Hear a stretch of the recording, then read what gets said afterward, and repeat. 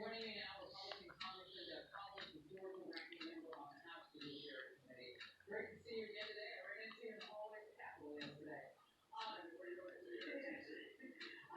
Does this mean, in some ways, is it possible that the president has been treated differently? What does this tell us? I think he has been treated differently. This is not enough for the make argument. This is what we've been saying for over 2 years. Well, we had Democrats making fun of us, Democrats thinking it was nothing going on. The transcript releases show an inherent two-tier system. One in which Hillary Clinton gets the treatment that she got, where there was actually a first concern, then there was one charge, and then there was a revelation charge before she recused herself, made it very clear that that was not going to happen. And then we see it transitioning right into the same song, for a time where Steve and McCabe and Trump and others would then go into the discussion on President Trump and the Russia. That's what we see right now. And not to make this salacious, just to put the facts and not to lose sight of the fact is why we would believe something that Page would say about Trump. They were low. They were close quotes.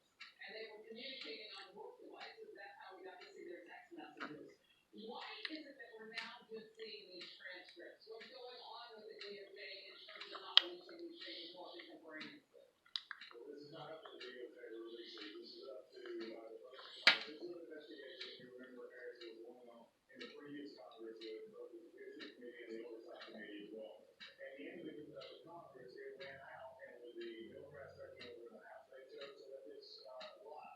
I've not chosen to let it lie. I believe that the accountability is needed here. I believe that what was happening was the result of an intentional effort by the DOJ to involve itself in a political process and not be the blind eye to us to see. That's why I'm releasing these. That's why I continue to release them. I will encourage people to follow us on Twitter and get ready for the more. And what do you think we hope to show in terms of where the conversation is now about the two-tier system that you're talking about? It's really political. And people would normally think that the FBI needs to see if there are no politics there. Well, there should be politics there. There's no Democrat or Republican that should disagree with me on this point. DOJ and the FBI should be blind eye justice, making sure that the law is on, the rule of law is on. What I'm wanting to show here is that we've been saying for a long time that people want to do more and people want to do. Then right now, frankly, we're going to have a lot of explaining to do.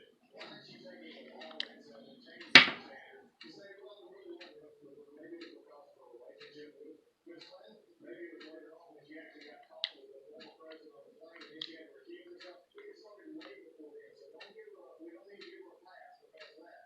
This is what we were trying to say. The same group, not the entire FBI, not the entire internet, the same group we were trying. So in 2016, to include it while we were investigating, it was the same group. It was the same thing. And you have this President Trump who was thinking this is intended to make the FBI director. I don't know what, but we see this as well. So what does justice look like in all of this is my first question. And the second part of that would be, have most or all of the people that you know were involved in all of this eventually gone now? Or does some of this still exist, do you think, at the FBI? Most of these folks are gone. And we see these reported out this minute, two of our calls and one left after being demoted. Bruce Orr is still employed by the department. What I've been seeing here, when I go back to the Attorney General Bill Barr, a lot of respect for him. And he said in this hearing that he was willing to look into this. And that's sort of the way I asked him, are you willing to look into this? Because what we find later on in July of 2016, that you will be opening the revised more on Carter Page. This is an interesting development because it's the same folks using dossier materials and others. We have to